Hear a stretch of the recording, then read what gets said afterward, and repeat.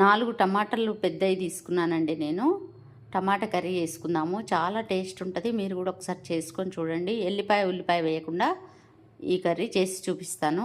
ఒక ఎండుమిరపకాయ, కరివేపాకు, పచ్చిమిరపకాయలు, కొత్తిమీర కావాల్సినవి చూపిస్తానండి. ఇంకా ఆయిలు, పసుపు, కొన్ని మెంతులు, జీలకర్ర, ఆవాలు. ఇది అల్లం అండి, ఎల్లిపాయ లేకుండా దంచి పెట్టుకున్న అల్లం.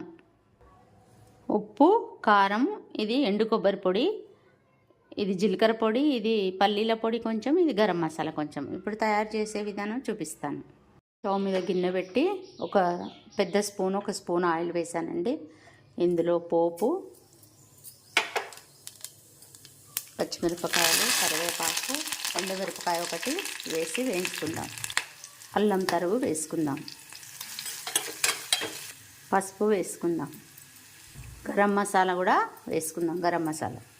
ఇప్పుడు ఇందులో టమాటా ముక్కలు వేసి కలిపి మూత పెడదాం.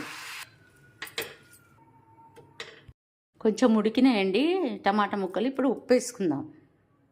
ఉప్పు, జీలకర్ర పొడి, కారం మీకు సరిపడా వేసుకోండి, పల్లీల పొడి. కొంచెం ఉడికేటప్పుడు కొత్తిమీర కూడా వేసి కలిపి మూత పెట్టుకుందాం. మూత తీసి ఒకసారి చూద్దాము. మెత్తగా అయింది, కానీ ఇంకా కొంచెం మెత్తగా అవ్వాలి కొంచెం. కొబ్బరి కూడా వేసుకుందాం. ఇప్పుడు వేసుకొని కలుపుకొని మూత పెట్టేద్దాం. చక్కగా ఉడికిపోయిందండి. దింపుకొని కొత్తిమీర వేసుకుందాం.